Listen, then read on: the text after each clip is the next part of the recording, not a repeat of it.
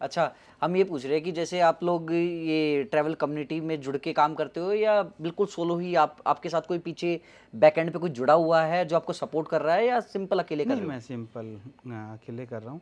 मैं पर्यावरण के लिए जो काम कर रहा हूँ वो कर रहा हूँ धीरे-धीरे। कोई एनजीओ बस वगैरह कोई आपको कोई एनजीओज़ सपोर्ट मैं नहीं, कोई गवर्नमेंट सपोर्ट नहीं? कोई गवर्नमेंट सपोर्ट नहीं है। मेरे को भारतीय दूतावास थोड़ी हेल्प कर देता है जब मेरे को ज़रूरत होती है वीज़ा वगैरह में। इसके अलावा मैं कोई सपोर्ट नहीं ले रहा। एनजीओज़ में कुछ एनजीओज़ हैं जिनके साथ मैं जुड़ा हूँ, लायंस क्लब इंटरनेशनल या फिर कुछ लोकल एनजीओज़ हैं, वहाँ की लोकल एनजीओज़ हैं। उनके साथ जुड़ा हूँ, वो काम करने में मुझे हेल्प भी करती है। मेरे जितने भी स्कूल कॉलेजेस के सेमिनार है वही अरेंज करते हैं, और प्लांटेशन कैंप हो गए और हो गए, कोई जैसे साइकिल रैली होगी वो लोग ही अरेंज करते हैं। तो वो हर कंट्री की आपके हाँ, लिए और अरेंज करवा इंडियन जैसे। डायस्पोरा जो भी इंडियन हमारे बहन भाई बाहर रहते हैं वो बहुत हेल्प करते हैं मुझे। स्पेशली जब मैं कंट्री के एंटर कर जाता हूँ तो उनको पता लगता है कि हमारे देश से इतने कंट्री कवर करते हुए कोई आया है, तो उनको भी अच्छा लगता है और दे रियली हेल्प मी। मतलब आई रियली अप्रिशिएट कि उन्होंने मुझे इतना सहयोग दिया। Specially I was in Africa from last 2.5 year, तो बहुत सहयोग करा उन्होंने मुझे। अगर मेरा डायस्पोरा, मेरा देश के लोग वहाँ नहीं होते तो शायद मैं उस लेवल पे शायद ट्रैवल नहीं कर पाता अफ्रीका को। अगर हम बात करें स्टेज की कि आप कैसे रातों को अपना रुकने का जुगाड़ करते हो, क्योंकि अगर होटल्स में रुको तो फिर तो आप मंथली मैं कह रहा हूँ एक कंट्री भी ट्रैवल नहीं कर पाओगे क्योंकि सारा बजट तो होटल्स में निकल जाएगा। तो आप कैसे करते हो अपना अरेंजमेंट मैं क्योंकि देखिए, मैं ऐसे करता हूँ, छोटे छोटे गेस्ट हाउस होते हैं अपने जैसे धर्मशाला होती है, वैसे छोटे छोटे गेस्ट हाउस अफ्रीका में थे। ठीक है, वो ले लेता हूँ। इंडियन जैसे बड़े शहर में आ गया तो मुझे अपने इंडियन डायस्पोरा मिल जाता है, मंदिर मिल जाता है, गुरुद्वारा मिल जाता है, और कैंपिंग करता हूँ जहाँ भी मुझे, मतलब जैसे रास्ते में 200-300 किलोमीटर पे कोई बड़ा शहर नहीं है, कैंपिंग करनी पड़ेगी तो मैं कैंपिंग कर लेता हूँ। तो वो मिक्स सा हो जाता है। मतलब महीने में 3 दिन कैंपिंग होगी, 5 दिन किसी के भाई के पास में रुकने को मिल गया, 5 दिन होटल लेना पड़ गया, 5 दिन गेस्ट हाउस ले लिया, 2-4 दिन मंदिर में रुक लिया, कहीं और रुक लिया, तो ऐसे पूरा महीना निकल जाता और है। खाने का जुगाड़ कैसे करते हो आप मैं क्योंकि फूडी नहीं हूँ यार। तो सबसे बड़ी अच्छी चीज़ मेरे लिए, फूडी नहीं हूँ, वेजिटेरियन हूँ, अंडा भी नहीं खाता हूँ। आप वेजिटेरियन हो? हाँ, मैंने कभी भी कुछ नहीं खाया, और वो थोड़ी सी मेरे लिए प्रॉब्लम है, पर फिर भी मैनेजेबल है। मैंने ब्रेड मिल जाती है वहाँ पे, लंबी लंबी ब्रेड मिलती है, उसको काटा और उसके अंदर अपने चीज़ें डाली, लाइक प्याज टमाटर खीरा डाला, थोड़ा सा ड्रेसिंग डाली और निपटा दिया, ऊपर से पानी पी लिया। क्योंकि मैं तो देखता हूँ बहुत ज़्यादा कंट्रीज में तो बड़ी दिक्कत आ जाती है खाने को हाँ, लेके क्योंकि अफ्रीका में स्पेशली वेजिटेरियन बहुत कम मिलेंगे, उनको पता ही नहीं है वेजिटेरियन क्या होता है। तो पर चलता है यार, वो चावल आपकी का विल जुगाड़ पावर कर होनी लेते होगे थोड़ा बहुत। चावल हो गया, जैसे कसावा है, अफ्रीका में कुछ कंट्रीज में कसावा चलता है। कसावा मतलब? कसावा एक जड़ होती है जिसको मतलब हमारे यहाँ पे जो इसमें नहीं खाते, व्रत के टाइम में वो लेडीज खाती है, कौन साबूदाना होता है क्या होता है, वो हाँ उस साबुदाना। कसावा का बना होता है वो। अच्छा। तो कसावा क्या होता है, वो जड़ होती है, उसको जड़ को सुखा के उसको पीस लेते हैं, आटा बना लेते हैं उसका, अच्छा। फिर उसकी राबड़ी सी बनाते हैं वो, तो ओ, वो कसावा बोलते हैं।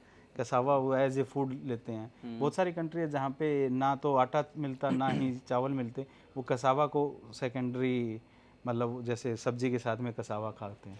तो आपको कई बार ऐसा लगता नहीं होगा यार भूखा रह गया मैं तो आज रात मेरा पेट नहीं भरा यार? बहुत बार हो जाता है, कई बार तो हाँ। मिलता है, लिटरली नहीं मिलता भाई, हाँ। कई बार नहीं मिलता लिटरली, पर चलता है यार। आप इतना काम कर रहे हो ना, तो ये छोटी छोटी चीज़ें आप इग्नोर हो जाती हैं, अपने आप ही साइड में हो जाती हैं। क्या है, 2 दिन भी ना मिले तो भी कोई दिक्कत नहीं है। आपने मैंने देखा है साइकिल से लद्दाख किया है।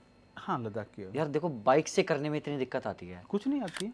तो आपने आज साइकिल के से दिन कैसे? हजारों लड़के लद्दाख कर रहे हैं, हाँ। और मैं कहूँगा और करो। अगर आपको लद्दाख की रियल ब्यूटी देखनी है ना, तो बाइक को छोड़ के साइकिल से जाके देखो यार, इट्स रियली अमेजिंग। जहाँ स्लोप होंगे वहाँ कैसे करोगे आप? धीरे धीरे, स्लो एंड स्टडी, धीरे धीरे धीरे, जहाँ बिल्कुल लग रहा है कि कुछ नहीं हो रहा, पैदल चलने लग जाओ। 2 किलोमीटर 4 किलोमीटर की चढ़ाई होगी, मेनली पास आता है जब 2-4 किलोमीटर की चढ़ाई होती है, तो पैदल निकल जाओ।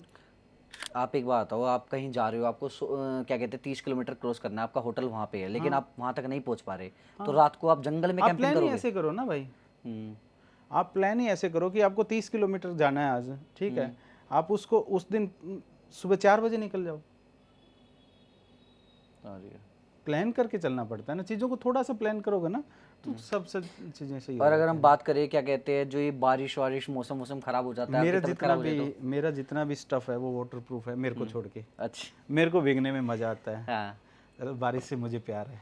तो आपके साथ कभी मतलब ऐसे नहीं हो कि भाई मैं बीमार हो गया, मैं ऐसी जगह पे हूँ, कैंपिंग वगैरह कर रहा हूँ, लेकिन मेरी तबीयत एकदम बहुत ज़्यादा ख़राब हो गई, मुझे हॉस्पिटल की ज़रूरत है, मैं कैसे जाऊँ? आह, फंस जाते हैं कई बार। अभी रिसेंटली एक एक्सपीरियंस है, आपने शायद वीडियो देखा नहीं होगा। मैं मोरतानिया में था अभी। मोरक्को से पहले मोरतानिया आता है, सहारा डेजर्ट जहाँ से स्टार्ट होता है। तो मैं एक छोटे से शहर में था। वो शहर यूँ नेक बनी हुई थी, एक समुंदर के अंदर था। तो 3 साइड से समुंदर लगता था उसके। तो जो ही उससे बाहर निकला, वहाँ पे टेम्परेचर 30 डिग्री था। मेरा वो भी 30 डिग्री दिखा रहा था, जो मेरा एप्लीकेशन जिसको मैं यूज़ करता हूँ, एक्यूवेदर वगैरह। तो मेरे को लगा कि 40 तक चला जाएगा, पर जो ही मैं 20-25 किलोमीटर आगे आया तो टेम्परेचर बढ़ना शुरू हो गया। बॉर्डर था वहाँ से 60 किलोमीटर, तो मैं 50 किलोमीटर तक, 45-50 किलोमीटर के करीब मैं पहुँच गया वहाँ से। ठीक है, वहाँ आते ही टेम्परेचर चला गया 50, और सामने की हवा चल पड़ी 50 की 60 की स्पीड से, और जितना भी मेरे पास पानी था सब उबल गया। और अब पानी उबल रहा है, पानी भी थोड़ा हो गया क्योंकि पानी यूं पीना पड़ रहा है, सांस भी नहीं आ रहा। फिर हुआ क्या कि मेरे बैग में संतरा पड़ा था, मैंने संतरा ले लिया। जो ही संतरा खाया, गाड़ी बैक मार गई, वोमिट हो गया मेरा। और वोमिट होते ही अब मेरे को कोई जगह नहीं मिल रही है वहाँ पे, मैं क्या करूँ? तो कहीं कोई, क्योंकि छाँव नहीं है, वो डेजर्ट है। तो पास में ही एक मुझे टावर सा दिखा, उस टावर के पास तक पहुँचा मैं जैसे तैसे। टावर में के पास झोपड़ी सी बनी हुई थी, मैं उसमें लेटा। लकली मेरे पास में पिछले शहर में कोई इंडियन भाई थे, उनका नंबर था। मैंने उनको फ़ोन किया कि भाई टैक्सी भेज दो, मैं यहाँ पे 50 किलोमीटर हूँ और मेरे को ये करना है। तो बोले कि भेज रहा हूँ। वो जो टैक्सी आई 2 घंटे के बाद में, 2 घंटे में वो पहुँची, क्योंकि वो टूटी फूटी सी सड़कें, टूटा फूटा सा शहर, मतलब टैक्सी भी उनकी ऐसी होती है। तो मैंने साथ में उसको बोल दिया कि भाई पानी लेके आना। तो वो पानी लेके आया। जो ही वो पानी लेके पहुँचा मेरे पास, मैंने पानी पिया। पानी पी के और पीते ही वोमिट आ गई, और गाड़ी में बैठ गया। उसने सामान डाला गाड़ी में, साइकिल को भी पीछे डिक्की में डाल दिया उसने। और मेरे को बैठने के 10 मिनट बाद में, मेरे को पता नहीं मैं कहाँ हूँ, मैं 20-25 मिनट बाद में मेरे को होश आया। तब तक वो शहर के आसपास पहुँच चुका था। फिर मैंने उसको कहा कि किसी गेस्ट हाउस में ड्रॉप कर दे और मेरे को 4-5 पानी की बोतल ला दे। तो उसने पानी की बोतल लाई, मैंने पी के पानी गोली खा के और सो गया। अगले दिन सुबह उठा। तो ऐसी ऐसी दिक्कत आ जाती। फिर मैंने उस चीज़ से सबक लेके, आगे सहारा डेजर्ट था 1000 किलोमीटर का। तो वो सहारा डेजर्ट में सब वो फ्रंट विंड ही होनी थी। तो फिर मैंने मिस किया वो जो 1000 किलोमीटर का लेक्चर, छोड़ना पड़ा मुझे। मेरे को वहाँ से बस टैक्सी ली, मैंने टैक्सी हायर की बॉर्डर क्रॉस करके नेक्स्ट डे, और फिर मैं जो है सहारा डेजर्ट को मैंने छोड़ा। तो कई बार ऐसी मजबूरियाँ भी हो जाती हैं, क्योंकि वो तो बड़ा रिस्की होता है ना, एक बात है ना, लाइफ थ्रेटनिंग हो गया। और मतलब हीट स्ट्रोक बहुत जल्दी मारता है आदमी को। अगर बाई चांस मेरे पास नंबर नहीं होता ना, वो रमादान का टाइम चल रहा था, तो रमादान में कोई भी आदमी आपको बाहर नहीं दिखता वहाँ पे क्या है कि सुबह 6 बजे के बाद में कोई निकलेगा नहीं। रमादान में वो फास्टिंग करते हैं, तो कोई बाहर आदमी होता ही नहीं है। हैट्स ऑफ है आपकी इस जर्नी को। चलता है।